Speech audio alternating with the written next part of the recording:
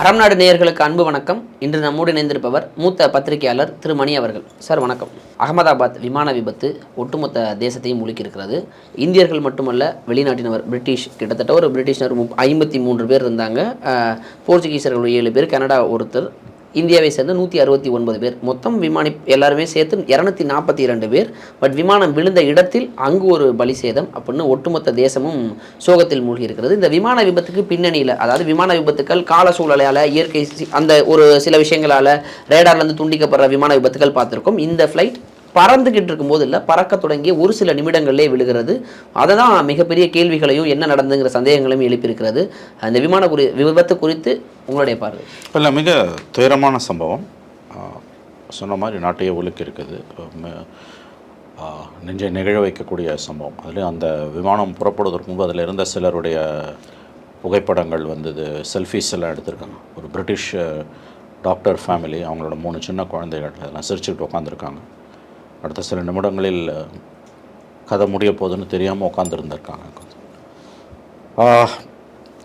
நம்ம 2 விஷயங்களை பேசலாம். முதல்ல ஒரு விஷயம் என்னென்னா, இந்த போயிங் விமானம், இது போயிங் நிறுவனம் தயாரித்த விமானம். இதுக்கு வந்து போயிங் ட்ரீம் லைனர்னு பேர். அது வந்து உங்களுக்கு வந்து போயிங் 787 ட்ரீம் லைனர் ஏர்க்ராஃப்ட். இதை தான் ஏர் இண்டியா நிறுவனம் வாங்கி கிட்டத்தட்ட 10 ஆண்டுகளாக அது பணியில் தான் இருந்திருக்கு. கிட்டத்தட்ட 100 கோடி பேர் அதில் பயணம் பண்ணியிருக்காங்கன்றாங்க. ஆமாம், இப்போ ஒரு சமீபத்தில் ஒரு 8 வாரத்துக்கு முன்னாடி தான் அந்த விழாவே நடத்தியிருக்காங்க. 2 விஷயங்கள். முதல் விஷயம் என்னென்னா, இந்த போயிங் 787 ட்ரீம் லைனருக்கு வந்து இதில் பாதுகாப்பு குறைபாடுகள் இருப்பதா விசில் ப்ளோயர்ஸ்னு சொல்லக்கூடிய, உண்மையை வெளிக்கொண்டு வரக்கூடிய 2 பேர், போயிங்லேயே பணியாற்றி ஓய்வு பெற்ற ஒருவர், இப்பொழுது பணியாற்றி கொண்டிருக்கக்கூடிய ஒருவர், 2 பேர் வந்து ஏற்கனவே இந்த பிரச்சனையை கிளப்பியிருக்காங்க. போயிங் 787 வந்து பிரச்சனைகள் இருக்குது, பாதுகாப்பு குறைபாடுகள் இருக்குது. அதை வந்து ஆர்டர்ஸை வந்து ஃபுல்ஃபில் பண்ணுறதுக்கு, சீக்கிரமாக உற்பத்தி பண்ணி கொடுக்கணுன்னு சேஃப்டி காம்ப்ரமைஸ் பண்ணுறாங்க, தரமற்ற பொருட்களை ஸ்பேர் பார்ட்ஸை போடுறாங்கன்னு விசில் ப்ளோயர்னு சொல்லக்கூடிய, விசில் ப்ளோவர்னால் வந்து உண்மையை வெளியில் கொண்டு வரக்கூடிய, ஊழலை வெளியில் கொண்டு வரக்கூடிய நபர்கள். இதில் பார்த்திங்கன்னா, இன்றைக்கி டைம்ஸ் ஆஃப் இந்தியாவில் ரொம்ப அழகாக ஒரு கட்டுரை வந்திருக்கு. இன்ஃபேக்ட் தேசிய ஊடகங்கள்ட்ட இந்துஸ்தான் டைம்ஸ் அதில் எல்லாமே வந்திருக்கு. இன்றைக்கி சென்னை எடிஷன், நாடு முழுவதும் இருக்க எல்லா எடிஷன்லேயும் வந்திருக்குன்னு கேள்விப்பட்டேன். Times of India Chennai edition 14வது பக்கத்தில் வந்திருக்கக்கூடிய நியூஸ் வந்து அந்த இது, whistleblowers have raised safety concerns for years. அதாவது விஷயம் என்னென்னா, ஜான் பெர்னட் என்ற ஒருவர், அவர் யாருன்னு கேட்டிங்கன்னா, போயிங்கில் வந்து 30 ஆண்டுகளுக்கு மேலே பணியாற்றி, குவாலிட்டி மேனேஜராக பணியாற்றி, நார்த்து சார்லஸ்டன் பிளான்ட், அதாவது அமெரிக்காவில் இருக்குன்னு நினைக்கிறேன், அங்கே பணியாற்றி, அந்த இடத்துல தான், அந்த பிளான்ட்டு தான் விச் பில் 787 ட்ரீம் லைனர். அவர் ஓய்வு பெற்றார். ஓய்வு பெற்ற பிறகு 30 ஆண்டுகளுக்கு பிறகு ஓய்வு பெற்ற பிறகு 2019 பிபிசிக்கு அவர் கொடுத்த பேட்டியில் அவர் வந்து அவர் என்ன சொல்கிறார்னா, that under pressure workers had been deliberately fitting substandard parts to aircraft on the production line to prevent delays. அதாவது சீக்கிரமாக உற்பத்தியை பண்ணி முடிக்கணும் அப்படின்றதுக்காக தரம் குறைந்த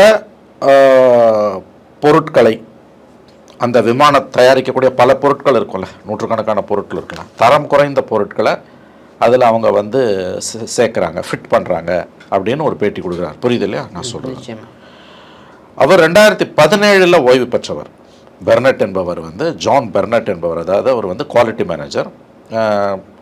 அவர் சொல்கிறார், he had alerted managers to his concerns but no action had been taken. நான் இது குறித்து என்னுடைய மேலதிகாரிகளுக்கு புகார் தெரிவித்தேன், ஆனால் எந்த நடவடிக்கையும் எடுக்கவில்லை. After retiring, he commenced legal action against the company, and in the week before his sudden death in March 24 from an apparent self-inflicted gunshot wound, he had been giving evidence in a whistleblower lawsuit against the company. ஓய்வு பெற்ற பிறகு 2017 ஓய்வு பெற்ற பிறகு 2019 பிபிசிக்கு இந்த பேட்டி கொடுக்குறாரு. March 2024 வழக்கு போடுறாரு. வழக்கு போட்டு அதில் அந்த விசில் ப்ளோவர் லாசூட்னு, அதாவது உண்மையை வெளிக்கொண்டு வரக்கூடியவர்கள் கொடுக்கக்கூடிய ஒப்புதல் வாக்குமூலம் நீதிமன்றத்திலேயே அவர் இந்த தகவல்களை தெரிவிக்கிறாரு. பட் துரதிருஷ்டவசமாக என்ன ஆயிடுதுன்னா, அதுக்கு பிறகு வந்து செல்ஃப் இன்ஃப்ளிக்டட் கன்ஷாட், அவர் துப்பாக்கியால் சுட்டு தற்கொலை பண்ணிக்கிறார். அது ஒரு ஆஸ்பெக்ட். அது ஒருத்தர், அது வந்து பணியிலிருந்து ஓய்வு பெற்றவர். He also claimed he had uncovered serious problems with oxygen systems which could mean 1 in 4 breathing masks would not work in an emergency. அங்கே இருக்கக்கூடிய அந்த விமானத்தில் இருக்கக்கூடிய ஆக்சிஜன் பிளான்ட் இருக்கு இல்லையா, அது வந்து he had oxygen systems, oxygen அந்த உற்பத்தி பண்ணக்கூடிய மாஸ்க், அதில் வந்து 4ல் 1 மாஸ்க் வந்து ஒர்க் பண்ணாது, ஆபத்து இருக்குது அப்படின்னு அவருக்கு நான் கண்டுபிடிச்சேன் அப்படின்னு சொல்லிட்டு அவர் சொல்கிறார். He had said that soon after starting work in South Carolina, he had become concerned that the push to get new aircraft built meant the assembly process was rushed and safety was compromised. அதாவது அந்த இதில் south கரோலினான்ற அந்த இடத்துல போயிங்கை உற்பத்தி பண்ணக்கூடிய அந்த இடத்துல வேலைக்கு சேர்ந்த பிறகு அவங்க என்ன பண்ணுறாங்கன்னா வந்து புதுசாக ஆர்டர்ஸ் வருது இல்லையா, நிறைய ஆர்டர் வருது. அதனால் அந்த ஆர்டர்ஸை சீக்கிரமாக செஞ்சு கொடுக்கணுன்றதுக்காக அவசரமாக உற்பத்தியை பண்ணுறாங்க. தேர் ரஷ்ஷிங். இதில் வந்து அண்ட் சேஃப்டி வாஸ் காம்ப்ரமைஸ்டு, பாதுகாப்பு, தரமான விமானத்தை உற்பத்தி பண்ணக்கூடிய அந்த ரெண்டாவது பாதுகாப்பான உபகரணங்களுடன் அதை உற்பத்தி பண்ணக்கூடியது காம்ப்ரமைஸ் ஆகுது. He had also said that in some cases substandard parts had even been removed from scrap bins and fitted to planes that were being built. ஏற்கனவே சப்ஸ்டாண்டர்ட் தரம் குறைந்த பொருட்கள்னு அங்கே இருக்கக்கூடிய குப்பை தொட்டியில் போடப்பட்ட ஸ்கிராப்பில் போடப்பட்ட பொருளை எடுத்து மறுபடியும் அந்த பிளேனில் வந்து ஃபிட் பண்ணியிருக்காங்கன்னு அவர் சொல்கிறார். இதெல்லாம் எவ்வளோ பெரிய சார்ஜஸ் நீங்கள் புரிஞ்சுக்கலாம். இது ஒருத்தர், இது வந்து ஓய்வு பெற்றவர் கேஸ் போட்டார், கேஸில் சாட்சியம் கொடுத்துட்டு துப்பாக்கியால் சுட்டு தற்கொலை பண்ணிக்கிறார். அது ஒன்று. Another whistle blower current Boeing engineer இப்போ ஒர்க் பண்ணிகிட்டு இருக்கவர், அவர் பெயர் வந்து இந்த சாம் செலஃபோர். அவர் ஏப்ரல் 24 என்பிசி தொலைக்காட்சிக்கு, என்பிசி தொலைக்காட்சிக்கு கொடுத்த பேட்டியில் இன்னும் அவர் சீரியஸாக அலெஜ் பண்ணுறாரு. இவரை விட முதல்ல சொன்ன ஜான் பெர்னட்டை விட சாம் செலஃபோர் இப்பயும் ஒர்க் பண்ணிகிட்ருக்கார். அவர் கொடுத்தது ரொம்ப டேமேஜிங்கான பேட்டி. அவர் சொல்கிறார், NBC News in April 24, he said they should ground every 787 Dreamliner jet worldwide after warning they are at risk of premature failure. உலகம் பூரா அவர் வந்து நல்லா கவனிங்க. Another whistleblower, current Boeing engineer Sam Salahar had in April 24 told NBC News that Boeing should ground every 787 Dreamliner jet worldwide after warning they are at risk of premature failure. April 2024 போன வருஷம் கொடுத்த பேட்டியில் என்ன சொல்றாரு, உலகம் பூரா இந்த Boeing 787 ட்ரீம்லைனரை இமீடியட்டாக கிரவுண்ட் பண்ணணும், இமீடியட்டாக எடுத்துன்னு வாபஸ் வாங்கிடணும். ஏன்னா they are at risk of premature failure. இப்போ நேற்று சார்ஜே என்னன்னு கேட்டிங்கன்னா, விமானம் வந்து கொஞ்சம் தூரம் மேலே எழும்பி அதுக்கு மேலே எழும்ப முடியல. ஒரு லெவலுக்கு மேலே எழும்பிடுச்சுன்னு வச்சுக்கோங்களேன், அதுக்கு பிறகு இறக்குறது கூட ஈஸின்னுவாங்க. எப்படின்னு கேட்டிங்கன்னா வந்து பெல்லி லேண்டிங்னு கூட பண்ணுவாங்க. அந்த வீல் வரலன்னா கூட பெல்லி லேண்டிங்கில் பண்ணிவிடுவாங்க. ரொம்ப ஆபத்தான விஷயம் என்னென்னா, ஒரு லெவலுக்கு மேலே ஏற முடியலன்னா கொஞ்சம் தூரம் ஏறிட்டு அப்படியே நிற்குது, மேலேயும் போக முடியாது, கீழே அதுதான் பிரச்சனை. அதில் தான் போய் அங்கே வந்து அந்த மெடிக்கல் காலேஜ் ஹாஸ்டலில் விழுந்து கொலாப்ஸ் ஆகிருக்குது. அது இப்போ இந்த 2 பேரோட சார்ஜஸை போயிங் நிறுவனம் மறுத்திருக்கு. இதில் வந்து இந்த ஃபெடரல் ஏவியேஷன் அட்மினிஸ்ட்ரேஷன், அமெரிக்காவில் இருக்கக்கூடிய இந்த விமான போக்குவரத்துடைய பாதுகாப்பை உறுதி செய்யக்கூடிய உச்சபட்ச அமைப்பு இருக்கு இல்லையா, அவங்க வந்து இதை வந்து இந்த சார்ஜஸ் எல்லாத்தையும், குறிப்பாக சலஃபர் இப்போ கடைசியாக சொன்னவரோட சார்ஜஸை சீரியஸாக இன்வெஸ்டிகேட் பண்ணிட்டு இருக்காங்க. போயிங் நிறுவனம் இந்த எல்லா சார்ஜஸுக்கும் ப்ளஸ் நேற்றைக்கு நடந்ததுக்கும் அவங்க கொடுத்துருக்க statement, we are in contact with Air India regarding Flight 17 and stand ready to support them. Our thoughts are with the passengers, crew, respondents and all affected. So நாங்கள் இதை சீரியஸாக எடுத்துக்கிறோம். இந்த இப்போ நடந்திருக்கக்கூடிய இந்த துயரமான சம்பவத்தை பொறுத்த வரைக்கும் நாங்கள் வந்து முழு அளவில் வந்து எங்களுடைய அனுதாபங்களை அவர்களுக்கு தெரிவித்துக் கொள்கிறோம், விசாரணைக்கு ஒத்துழைக்கிறோம்னு அவங்களும் சொல்லியிருக்காங்க. அமெரிக்காவிலேருந்து ஏற்கனவே பார்த்திங்கன்னா ஒரு உயர்மட்ட குழு, போயிங்கோட உயர்மட்ட குழு ப்ளஸ் ஃபெடரல் ஏவியேஷன் அவங்களும் நினைக்கிறேன் எல்லாரும் அவங்களும் வந்துக்கிட்டு இருக்காங்க இந்த விசாரணையை மேற்கொண்டு. ஸோ இப்போ நீங்கள் இதில் முக்கியமாக கவனிக்க வேண்டியது என்னென்னா, இந்த விசில் ப்ளோயர்ஸ் உலகம் முழுவதும், ஏன்னா ஏர் இண்டியா வந்து இன்றைக்கி தனியார் டாட்டாஸ்கிட்ட இருக்குது, இந்திய அரசுக்கிட்ட இல்லை. முதல்ல இந்த டாட்டாஸ் கிட்ட இருந்து அப்புறம் இந்தியா கவர்மெண்ட்டுக்கு வந்து அப்புறம் மறுபடியும் போயிடுச்சு. இன்றைக்கி இருக்கக்கூடிய சூழ்நிலையில் இந்த சார்ஜஸை வந்து நம்ம ஏன் வந்து அப்போ இந்த விசில் ப்ளோவர்ஸோட சார்ஜஸை 2013 சொன்னதை வந்து ஏன் வந்து ஏர் இண்டியா கவனத்தில் கொள்ளலை, அந்த கேள்வி வரும். இப்போ இதை விசாரணை நடத்த போகிறது யார் அப்படின்ற கேள்வி இருக்குது. அதுக்குன்னு ஒரு அமைப்பு இருக்குது, பியூரோ ஆஃப் சிவில் ஏவியேஷன். இந்த விமான போக்குவரத்துறை அமைச்சகம் தான் அந்த விசாரணையை மேற்கொள்ளும்னு நினைக்கிறேன் நான். இல்லை இப்போ நீங்கள் சொல்கிறது அந்த காலகட்டத்தில் இப்படி ஒரு புகார் வருது, போயிங்கில் வந்து இப்படி ஒரு தேவைக்காக தரமற்ற பொருட்களை பயன்படுத்துகிறாங்கன்னு உள்ளே இருந்தவரே சொல்கிறாரு, தற்போதும் சொல்லியிருக்காங்க. இது ஒரு ப்ராசஸ் ஒரு 10 வருடத்துக்கு முன்பு இருந்தே இந்த புகார் 2013 12 வருஷம் அது. ஓகே, இப்போ ஏர் இந்தியா தனியார் மயமாக்கப்பட்ட வருடத்திற்கு முன்பு இந்தியாவிடம் தானே இருந்தது அரசாங்கத்திடம். ஆமாம், அப்போ எப்படி பொறுப்பு? ஆமாம், அப்போ கவர்மெண்ட்டு தான் பொறுப்பு. 13 14 மன்மோகன் சிங் கவர்மெண்ட், அப்புறம் 14லேருந்து ஐ திங்க் 18 19 ஏர் இந்தியா போகுதுன்னு நினைக்கிறேன். எந்த ஆண்டு கரெக்டாக இல்லை. பொறுப்புன்னு பார்த்தீங்கன்னா கவர்மெண்ட்டும் பொறுப்பு, தனியாரும் பொறுப்பு. அரசு செய்திருந்தாலும் ஏர் இந்தியா செஞ்சிருந்தாலுமே வந்து தப்பு தான். ஏன்னா இந்த இத்தகைய விமானங்கள் வந்து உங்களுக்கு இன்னைக்கு உலகம் பூரா பல நாடுகள் இதை பயன்படுத்துது. அதில் வந்து அரசு கட்டுப்பாட்டில் இருக்கக்கூடிய விமான கம்பெனிகளும் பயன்படுத்தி, இப்போ உதாரணத்துக்கு கவர்மெண்ட் ஆஃப் இந்தியா கிட்ட ஏர் இந்தியா இருந்தப்போ பயன்படுத்துனது கவர்மெண்ட்டோட கண்ட்ரோல். இப்போ வந்து யாரோட, தனியாரோட கண்ட்ரோல். இதில் வாங்குறது சிலது, ஹையர் பண்ணுறது சிலது இருக்கும். நிறையா வந்து ஹையர் பண்ணி தான் ஓட்டுவாங்க எனக்கு தெரிஞ்சு, to my knowledge, subject to correction நான் சொல்லுவேன். இப்போ அவர் இந்த 2வது சொன்னக்கூடிய அந்த நபர் வந்து இப்போ பணியில் இருக்கக்கூடிய அந்த அதிகாரி சொல்கிறது உலகம் பூரா இம்மீடியட்டாக கிரவுண்டு பண்ணுங்கன்றான். முதல்ல சொன்னவர் வந்து இது வந்து விசாரணைக்கு உட்படுத்தணும் தான் சொல்கிறார், இமீடியட்லி கிரவுண்ட் பண்ணுங்கன்னு சொல்லலை. இப்போ ஆனால் 2வது நபர் சொல்கிறது வந்து இமீடியட்லி கிரவுண்ட் இட், அதாவது இமீடியட்லி கிரவுண்ட்னா எல்லா விமானத்தையும் நீ வந்து தரையிறக்கிடு, பயன்படுத்தாதன்றான். இல்லை, அந்த வார்த்தையோட ஆழம் அதிகமாக இருக்குது அப்படின்னா நிச்சயமாக இது விசாரணைக்கு எடுத்துக்கொள்ளலாம். விசாரணைக்கு எடுத்துக்கொள்ளணும். இப்போ இன்னொரு விஷயம் என்னென்னு கேட்டிங்கன்னா, இப்போ இந்த விபத்துக்கு பிறகு போயிங் 787 ட்ரீம் லைனரை உலகம் முழுவதும் எத்தனை விமானங்கள் பணியில் இருக்குன்னு நமக்கு தெரியாது. கண்டிப்பாக பல ஆயிரக்கணக்கான விமானங்கள் இருக்கும். எல்லாத்தையும் ஒரே நேரத்தில் கிரவுண்டு பண்ணுறதுன்றது அவ்வளோ சுலபமான ஒரு முடிவு கிடையாது. அத்தகைய கோரிக்கையும் இன்றைக்கி எழலை. குறைஞ்சபட்சம் இந்தியாவுக்குள்ளேருந்தே 787 ட்ரீம் லைனரை வந்து நீங்கள் கிரவுண்ட் பண்ணுங்கன்ற கோரிக்கை வந்து எழலை. ஏன்னா இந்திய அரசுக்கான எந்த விமான நிறுவனமும் இன்னைக்கு கிடையாது, முழுக்க தனியாருக்கு போயிடுச்சு. அந்த தனியாருக்கு போயிடுச்சுன்னு போது இந்திய நிறுவனங்கள், பன்னாட்டு நிறுவனங்கள்னு பலது வருது உங்களுக்கு வந்து.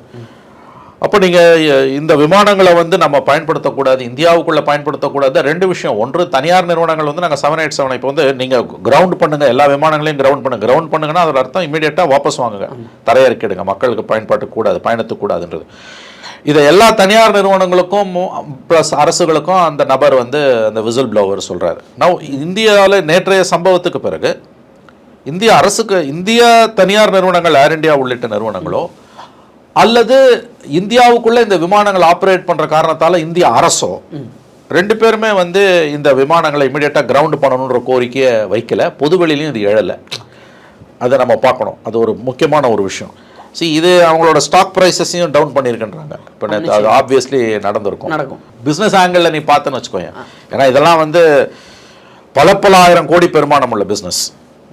இப்போ பாரிஸ் ஏர் ஷோவில் வந்து இந்த போயிங் 787 வாங்குறதுக்கு ட்ரீம் லைனருக்குன்னு வராங்க அப்படின்னு போது தனியார் நிறுவனங்கள் அவங்கெல்லாம் வரும்பொழுது வந்து இந்த மாதிரி ஒரு கிராஷ் நடந்திருக்குன்னு போது, ப்ளஸ் இந்த விசில் ப்ளோவர்ஸ் அக்கௌண்ட் பெருசாக வருதுன்னும் போது அது என்ன மாதிரியான பாதிப்பை வந்து அவர்களுக்கு ஏற்படுத்தும், அந்த நிறுவனத்துக்கு ஏற்படுத்தும்.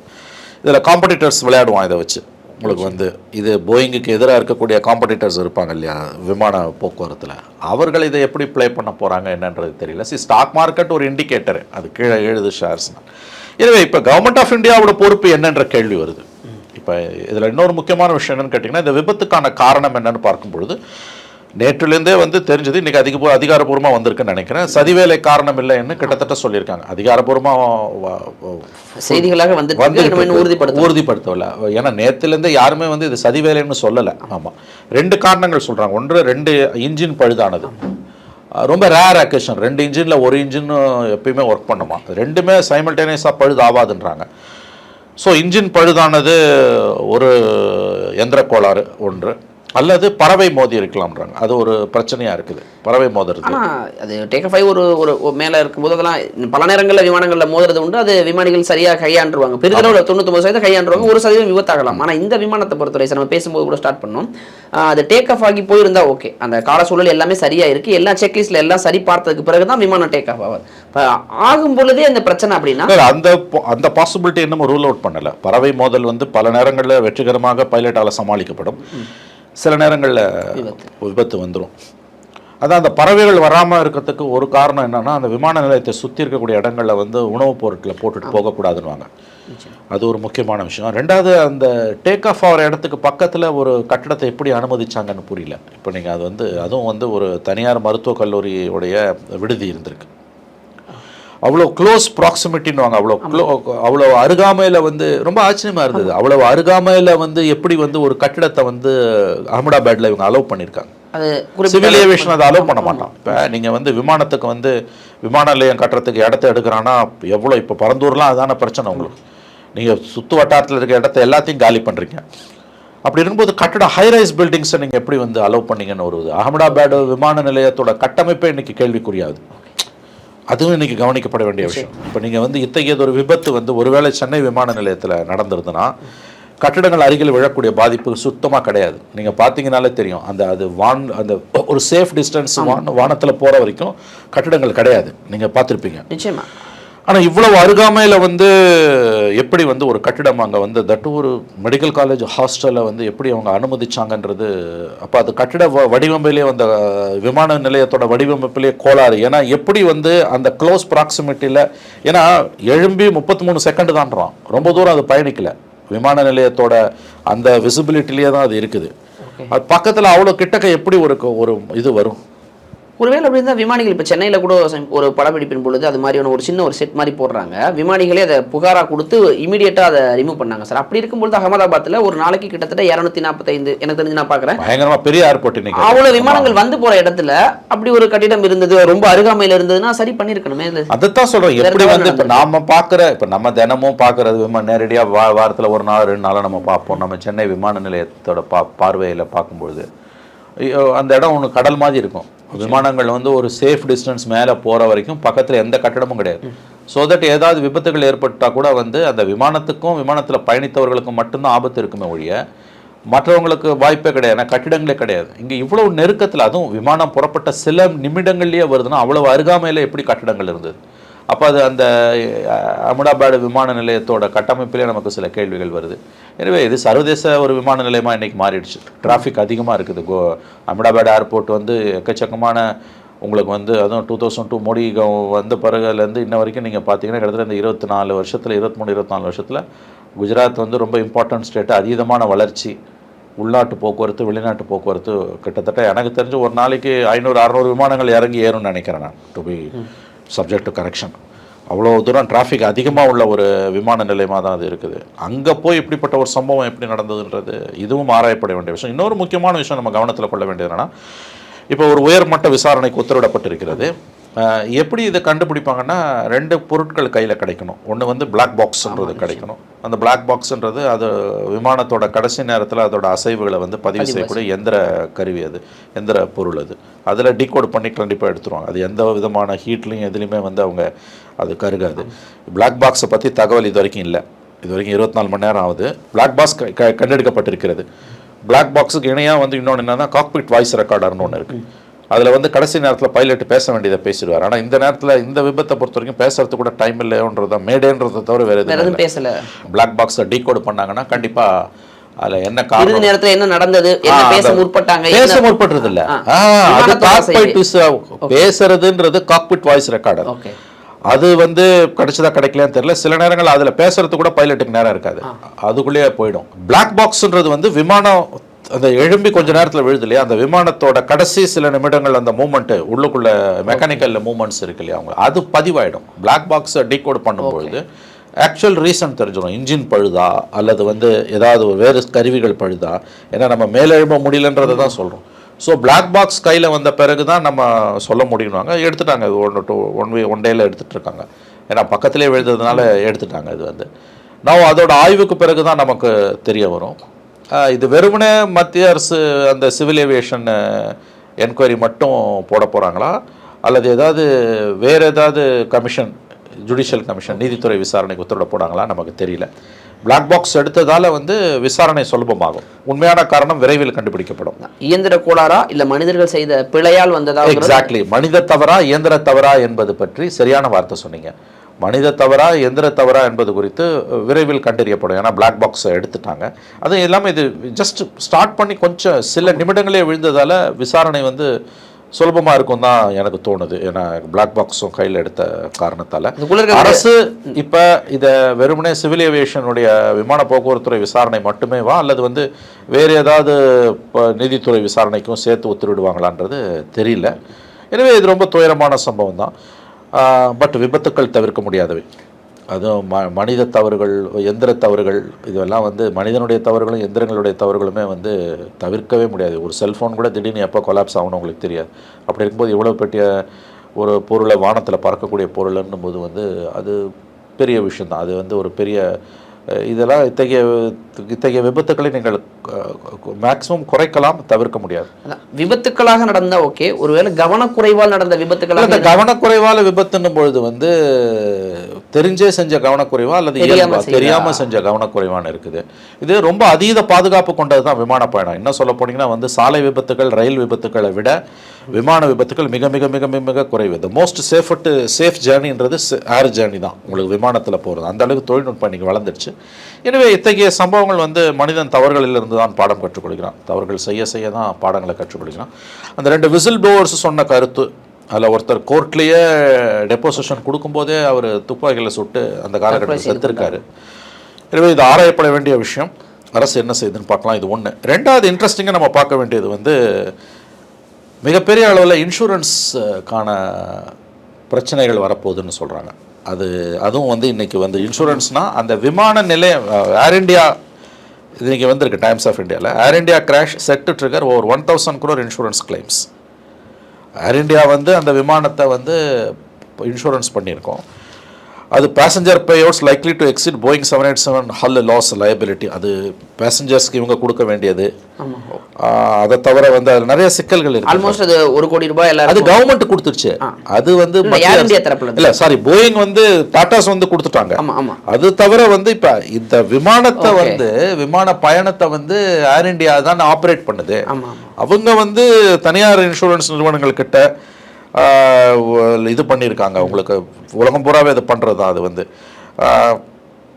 அதில் வந்து Dreamliner involved registration VTABN delivered இன் 2013 2013 வந்தது. வாஸ் இன்ஷூ 2013 நீங்கள் கேட்டிங்களே, மன்மோகன் சிங் கவர்மெண்ட்டில் தான் வாங்கியிருக்கேன். அப்போ கவர்மெண்ட் கிட்ட இருக்கு. Was insured for approximately $115 million in 2021. 2021 $115 million. $115 million கிட்டத்தட்ட வந்து $10 கோடி. $10 கோடி வந்து கிட்டத்தட்ட உங்களுக்கு 800 கோடிக்கு மேலே போகும், 800 crores மேலே போகும். Under Montreal Convention 1999 current compensation to those on board the flight is ரஃப்லி 171 பெர் பேசஞ்சர். அதாவது மான்ட்ரியால் கன்வென்ஷன் 1999, அதாவது வந்து 1999 மான்ட்ரியால் ஒப்பந்தத்தின்படி வந்து ஒரு ஃப்ளைட் இந்த மாதிரி கிராஷ் ஆச்சுன்னா செத்து போகிற பயணிகள் ஒவ்வொருத்தருக்கும் $1,71,000. $1,71,000 கிட்டத்தட்ட வந்து 1.5 கோடிக்கு வரும். 1.5 கோடியிலேருந்து 2 கோடிக்குள்ளே வரும். இதில் வந்து no single insurer bears the entire risk coverage is widely distributed among global insurance. ஒரு இன்சூரன்ஸ் நிறுவனம் மட்டும் இதை இன்சூரன்ஸ் பண்ணாது, 4-5 பேர் சேர்ந்து தான் பண்ணுவாங்க. With shares typically ranging from 1.5% to 15%. ஒவ்வொருத்தருக்கும் இவ்வளோ பர்சன்டேஜ் தான். ஸோ இன்சூரன்ஸ் கிளைம்ஸ், அதாவது வந்து ஏர் இண்டியா இந்த போயிங்கை இன்சூர் பண்ணியிருக்குது. இப்போ அந்த இன்சூரன்ஸ் கம்பெனிஸ் இருக்கு இல்லையா, அவங்க கொடுக்க வேண்டிய பணம் வந்து கிட்டத்தட்ட வந்து 1000 crores மேலே கிளைம்ஸ் வரும். அதில் வந்து எல்லாருக்கும், எல்லா பயணிகளுக்கும் ஒரே மாதிரி இன்சூரன்ஸ் இல்லைன்றாங்க. அந்தந்த நாடுகளுக்கு அது வேரி ஆகுன்றாங்க. ஸோ அந்த ப்ராப்ளமும் வந்து டாட்டாஸ்க்கு வருது. இப்போ வந்து உங்களுக்கு வந்து அவங்க அதை எப்படி ஃபேஸ் பண்ண போகிறாங்கன்னு. So insurance another part. But அதை விட முக்கியமானது பயணிகளோட சேஃப்டி. ஏன்னா இது இப்போ அடுத்து போயிங் இத்தகைய ரக விமானங்கள் போயிங் 787 ட்ரீம்லைனர் உலகம் முழுவதும் வேற எங்கேயாவது திடீர்னு இன்னொரு பிரச்சனை வந்துச்சுன்னு வச்சுக்கோங்க, ஒரு சிறிய அளவில் எந்திர கோளாறு வந்தால் கூட அது பெரிய விஷயமா. இந்த முன்னால் நடந்த இந்த விஷயங்கள் எல்லாமே கவனத்தில் எடுத்துக்கொள்ளப்படும், உலகளவில் ஒரு பெரிய பாதிப்பை ஏற்படுத்தணும். அதனால் இது ரொம்ப முக்கியமான ஒரு, அதாவது ஏர் ட்ராவல்ன்றது சேஃபஸ்ட்டுன்னு சொன்னாலும் அதில் இவ்வளவு சிக்கல்கள் இருக்கின்றன. இந்திய அரசு தனியாருக்கு தார வாத்துடுச்சு, அதனால் தான் பொறுப்பை கை கழுவிடுச்சு. இப்போ இதுவே வந்து ஏர் இண்டியா இந்திய அரசுக்கிட்ட இருந்திருந்து இப்படி ஒரு விபத்து நடந்திருந்ததுன்னா இது வழக்கம் போல் இது மோடி அரசுக்கு எதிரான மிகப்பெரிய பிரச்சனையாக எழுப்பப்பட்டிருக்கும். போயிங் அவங்களுக்கு கொடுத்ததால இதோட அடுத்த கட்டம் என்னன்றது வந்து இந்த இன்சூரன்ஸ் கிளைம்ஸ்லாம் நம்ம இன்ட்ரெஸ்டிங் அதை வாட்ச் பண்ணணும். ஏன்னா ஆக்சுவலாக அது எப்படி அதில் சிக்கல்கள் வருன்றாங்க அதை கொடுக்கறதுல, அந்த ஏர் இண்டியாவுக்கு அவங்க அந்த பணத்தை கொடுக்கறதுல எல்லாம். ப்ளஸ் அரசு கொடுத்த நிதியை தவிர வந்து அவங்க கொடுக்க வேண்டியதில் வந்து இருக்கக்கூடிய சிக்கல்கள் இவ்வளவும் இருக்குது. எனவே இழந்த உயிர்களை எத்தனை கோடி கொடுத்தாலும் நீங்கள் திரும்ப கொண்டு வர முடியாது. இது ரொம்ப துயரமான ஒரு சம்பவம் தான், அதில் எந்த விதமான சந்தேகமும் இருக்காது. பட் தொழில்நுட்பமும் விஞ்ஞானமும் நீங்கள் பார்த்தீங்கன்னா தவறுகளிலிருந்து பாடங்கள் கற்றுக்கொண்டு தான் மேலே மேலே அடுத்த கட்டத்துக்கு போயிருக்குது. அந்த அளவுக்கு பார்க்கும் பொழுது இவை இயற்கையில் இருக்கக்கூடிய தவிர்க்க முடியாத அம்சங்கள் என்று தான் நான் பார்க்க வேண்டும். கவர்மெண்ட் எனக்கு தெரிஞ்சதுன்னா ஒரு முழு அளவிலான என்கொயரிக்கு ஆர்டர் பண்ணலாம். அதாவது ஒரு பக்கம் சிவில் ஏவியேஷன், அது என்ன காரணம்னு கண்டுபிடிப்பதற்கு, விபத்தோட காரணம். இந்த விசில் ப்ளோவர்ஸோட சார்ஜஸ் அடிப்படையில் இந்திய அரசு மக்கள் நலன் காக்கக்கூடிய அரசு அப்படின்னா, அப்படி எந்த அரசும் உலகத்தில் கிடையாது. எல்லாமே வந்து பெரும் முதலாளிகளோட கார்பரேட்ஸோட நலனை பார்க்கக்கூடிய அரசு தான். உலகில் ஒரு புறத்தும் இல்லைன்னுவான் பாரதி. அந்த மாதிரி வந்து எங்கேயுமே கிடையாது. பட் ஒரு ஐடியல் கவர்மெண்ட்டுன்னா, லட்சியவாதம் கொண்ட கவர்மெண்ட்டுன்னா முழு அளவிலான ஒரு விசாரணைக்கு, அதாவது என்ன மாதிரியான நீதி விசாரணைக்கு, ஜுடிஷியல் என்கொயரிக்கு இந்த 2 விசில் ப்ளோவர்ஸோட புகார்களின் அடிப்படையில் இவ்வளவு சார்ஜஸ் இருக்கும் பொழுது நீ எப்படி வந்து இதை ஆப்ரேட் பண்ண, அப்புறம் நீ எப்படி வந்து சேஃப்டி ஸ்டாண்டர்ட்ஸை என்ஷூர் பண்ண, சேஃப்டி ஸ்டாண்டர்ட்ஸை நீ எப்படி என்ஷூர் பண்ணன்னு ஒரு முழு அளவிலான என்கொயரிக்கு ஆர்டர் பண்ணலாம்.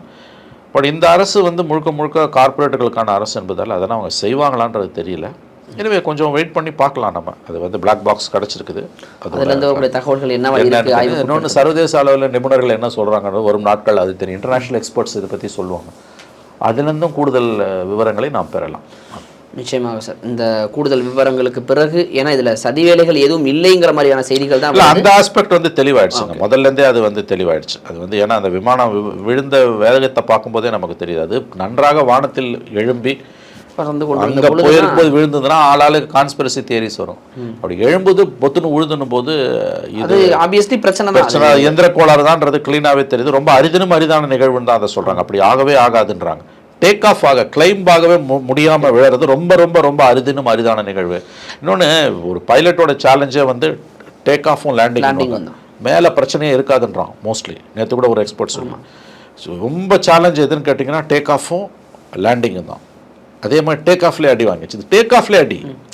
அதனால் இது அதுவும் இவ்வளோ பெரிய உலகின் நம்பர் 1 நிறுவனத்துடைய நம்பர் 1 கிட்டத்தட்ட ஒரு அதோட பேரே ட்ரீம் லைனர், கனவு கண்ணி அப்படி தான் இருக்குது. அதுக்கு இப்படி ஒரு சோதனைன்றது வந்து ரொம்ப வேதனையான ஒரு விஷயம். கடந்த காலங்களில் கூட பெரித விபத்துகளில் சிக்காத ஒரு விமானமாகத்தான் பேர் அப்படி இருந்திருக்குது. ஏன்னா இவ்வளவு பேர் இப்போ 100 கோடி பேர் பயணிச்சிருக்காங்க. இந்த ரக விமானங்களில் 100 கோடி பேர் பயணிச்சிருக்காங்க. பெரிய விஷயம். எனவே மிஸ்டேக்ஸ் டூ ஹேப்பன் வாங்க. விபத்துகள் வாழ்க்கையின் தவிர்க்க முடியாத ஒரு அங்கம் தான். மேபி இப்போ நீங்கள் சொன்னது போல அந்த விமானத்துடைய லைஃப் டைம் என்ன, அந்த இன்ஜின் திறனுக்கு உட்படுத்தப்பட்டதா, இத்தனை வருடங்கள் ஓடி இருக்குது அப்படின்னும் போது இவ்வளவு விஷயங்களும் ஆராயப்பட வேண்டியவை. ஒருவேளை இதுதான் அவருடைய எண்ட் பாயிண்டோ அப்படிங்கிறது தெரியல. இப்போ நீங்கள் அதுதான் வந்து விசாரணைக்கு உட்படுத்தப்பட வேண்டும்ன்றது. இனிமே இத்தகைய விபத்துக்கள் வந்து நடக்காமல் இருப்பதற்கு இந்திய விமான போக்குவரத்து துறை என்ன நடவடிக்கைகளை மேற்கொள்ளப் போகிறது என்பதும் நாம் கவனத்தில் கொள்ள வேண்டியது. இதில் அரசு எந்த அளவில் இப்போ வந்து நம்மளிடம் விமானம் இல்லை, தனியார் மயமாக்கப்பட்டு விட்டு தனியாரிடம் இருந்தாலும் நம் நாடு இருந்து ஒரு லண்டன் செல்லக்கூடிய ஒரு விமானமாகத்தான் அது அகமதாபாத்லேருந்து லண்டன் நோக்கி புறப்படுது. எல்லா நாட்டினரும் பயணிக்கிறாங்க. அதை தாண்டி இப்போ அரசு என்ன ரோல் பண்ண முடியும்? தனியார் மயமாக்கப்பட்டிருந்தாலும் எந்தெந்த விஷயங்களில் இன்வால்வ் ஆகிடும்? இது ரொம்ப சிக்கலான கேள்வி. இப்போ நீங்கள் வந்து அரசு வந்து விமான போக்குவரத்துல வந்து முற்றிலுமாக விலகி போயிடுச்சு. இப்போ யோசிச்சு பாருங்கள், இதே வந்து இந்திய அரசின் கட்டுப்பாட்டில் இருக்கும்போது இது நடந்திருந்ததுன்னா முழுக்க கவர்மெண்ட்டை ப்ளேம் பண்ணிவிடும். இப்போ யாரை ப்ளேம் பண்ணணும்? டாட்டாஸை தான் ப்ளேம் பண்ணணும். அந்த விமான நிறுவனத்தை தான் நான் முதல்ல ப்ளேம் பண்ணணும். நீ 1000 காரணம் சொல்லலாம், நியாயம் சொல்லலாம், எந்திர பழுதுகள், இயற்கைன்னு தவிர்க்க முடியாத அம்சம்லாம் நம்ம என்ன வேணால் பேசிக்கலாம். பொறுப்புன்னு பார்த்தீங்கன்னா நீங்கள் கேட்டிங்கன்னா பக் ஸ்டாப்ஸ் வித் ஹோம்னு கேட்டிங்கன்னா டாட்டாஸ் தான். அதுக்கு தானே தனியார் நம்ம கொடுக்கணும். தனியாருக்கு கொடுத்தாலும் அதோட சேஃப்டியை கவர்மெண்ட்டே என்ஷூர் பண்ணணுன்றது அது ரொம்ப, எனக்கு தெரிஞ்சு அது ரொம்ப கடினமான ஒரு விஷயமா தான் இருக்குது. இப்போ நீங்கள் அதை எப்படி எந்த இடத்துல அந்த அளவுகோலை வைப்பீங்க? இது ஒரு நல்ல கேள்வி. நீங்கள் சொல்கிறது எனக்கு புரியுது. முழுவதும் கவர்மெண்ட் கை கழுவ முடியாது. பட் தனியார் மயமாக்கத்தோட ஒரு இன்றியமையாத அம்சமே எல்லாமே அவன் தலையில் கட்டியாச்சு. நல்லது வந்தாலும் அவன் தான் கட்டது. இப்போ லாபத்தை நீ தானே எடுத்துகிட்டு போகிற. அப்போ நஷ்டம் வந்தாலும் நீ தான் எடுக்கணும். அப்போ நஷ்டம் உனக்கு தானே. அப்போ நல்ல அரசின் அடையாளம் என்பது என்ன? இது வரைக்கும் பிரச்சனை இல்லாமல் தாங்க ஓடி இருக்கு. இதை எப்படி பார்க்கணும்னா இது வரைக்கும் பிரச்சனை இல்லாமல் ஓடி இருக்கு. இப்போ பிரச்சனை வந்துடுச்சு. அதாவது சேஃப்டி ஸ்டாண்டர்ட்ஸை பிரைவேட் ஏர்லைன்ஸ் என்ஷூர் பண்ணுற வைக்கிறதுல கவர்மெண்ட்டுக்கு என்ன ரோல் நீங்கள் கேட்குறீங்க? இது நல்ல கேள்வி. இதுக்கு என்கிட்ட பதில் இல்லை. இது வந்து சர்வதேச அளவில் மற்ற நாடுகளில் இது எப்படி கவர்மெண்ட்டுக்கு சம் ரோல் இருக்குது. அதனால தான் ஃபெடரல் ஏவியேஷன் மினிஸ்ட்ரி டிபார்ட்மெண்ட்லாம் அப்படி தான் பார்க்குறாங்க. நீங்கள் அமெரிக்காலேயே வந்து போயிங் மேலான குற்றச்சாட்டை விசாரணை பண்ணுறது சிவில் ஏவியேஷனோட ஃபெடரல் ஏஜென்சி. கவர்மெண்ட்டுக்கு ஒரு ரோல் இருக்குது. எப்படி என்ஷூர் பண்ணுன்றதான் கேள்வி. ஓகே, அது எந்த எல்லைக்கு உட்பட்டு உள்ள வர? ஆமா, அது ஒன்று. ரெண்டாவது, ஒரு சம்பவம் நடந்த பிறகு அதை நீ வந்து இன்னும் கூடுதல் பொறுப்போடு தான் பார்க்கணும். இது ரொம்ப நல்ல கேள்வி. இது நீ பிரைவேட்டைஸ் பண்ற, வெரி குட். பிரைவேட்டைஸ் பண்ண பிறகு ஒரு மக்கள் நலன் அரசோட நோக்கம் என்பது மக்களோட உயிரை பாதுகாப்பது. அது எந்த சொந்த மக்களாக இருக்கலாம், வெளிநாட்டு பயணிகளாக இருக்கலாம், யாரா வேணா இருக்கலாம். அப்ப இந்த விமானங்களோட சேஃப்டி ஸ்டாண்டர்ட்ஸ் அதுல கவர்மெண்டோட ரோல் என்ன? அது முக்கியமான கேள்வி. இது நம்ம எக்ஸ்பர்ட்ஸை தான் கேட்கணும். என்கிட்ட போதிய பதில் அதுக்கு இல்லை. எனவே இந்த சம்பவங்கள் எதிர்காலத்தில் நடக்காமல் இருக்கிறதுக்கு சேஃப்டி ஸ்டாண்டர்ட்ஸில் அரசு கூடுதல் கவனம் செலுத்தணும்னு வேணால் நம்ம சொல்லலாமே ஒழிய, அதை தாண்டி பெரிய அளவில் இதில் கவர்மெண்ட்டை குறை சொல்கிறதுக்கு ஏதாவது இருக்கான்னு எனக்கு தெரியல. டு மை நாலேஜ் இல்லை, எனக்கிட்ட தெரியல. இதில் கவர்மெண்ட்டை நேரடியாக ப்ளேம் பண்ண முடியாதுன்னு தான் எனக்கு தோணுது. முழுக்க நீ தனியார் மயமாக்கின பிறகு இருக்கக்கூடிய சிக்கல்களை இது ஒன்று. இதெல்லாம் ரொம்ப அரிதான ஒரு விபத்துன்னு தான் நான் பார்க்குறேன். இவ்வளோ நாள் ஓடி இருக்குது. ரொம்ப ரேர் அக்கேஷன். இது ஆக்சுவலி பிரச்சனைக்கு உட்படும் போது தானே நம்ம அதை பற்றி பேச போகிறோம். நம்ம அதை பற்றி பேச போகிறதில்ல. பட் ரொம்ப ரேர் அக்கேஷன் போது நம்ம யாரை ப்ளேம் பண்ணுவீங்க? நிச்சயமா இது ஆக்சுவலி இந்திய அரசிடம் வந்து விமானம் எதுவுமே இல்லை, தனியார் மயமாக்கப்பட்டிருந்தாலும் இந்திய மக்கள் நலன் சார்ந்தது அவங்க. இல்லை, அதுதான் நான் சொல்கிறேன். அந்த ஒரே நீங்கள் தெளிவாக இதை இப்போ மக்கள் மன்றத்தில் வைக்கிறதுனா, விமான போக்குவரத்தை தனியார் மயமாக்கிய பிறகும் விமானங்களின் பாதுகாப்பு அம்சங்கள் குறித்த பொறுப்பு அந்த தனியார் நிறுவனங்களுக்கு மட்டுமா, அல்லது அரசுக்கு அதில் ஏதாவது ரோல் இருக்கா? ரெண்டாவது, அந்த விமானங்களுடைய தரம் மற்றும் பாதுகாப்பு குறித்த அந்த தர சான்றிதழ்கள், ஸ்டாண்டர்டு புரோட்டோகால்ஸ் இருக்கு இல்லையா, அவங்களுக்கு வந்து அது யாருடைய கட்டுப்பாட்டில் வருது? அதில் கவர்மெண்ட்டுக்கு என்ன ரோல்? இதெல்லாம் வந்து ஆராயப்பட வேண்டிய விஷயங்கள் தான். நிச்சயமா இந்த விவாதத்திலிருந்து பல கேள்விகள் இது போன்று தான் பிறக்கப் போகிறது. அதற்கெல்லாம் இந்த அரசு என்ன நடவடிக்கைகள் எடுக்க போகிறாங்க, விமான நிறுவனங்களும் முன்னெச்சரிக்கையாக என்ன விஷயங்களை எடுத்துகிட்டு வர போகிறாங்கிறத பொறுத்து வந்து பார்ப்போம். நேரம் கொடுத்ததற்கு நன்றி.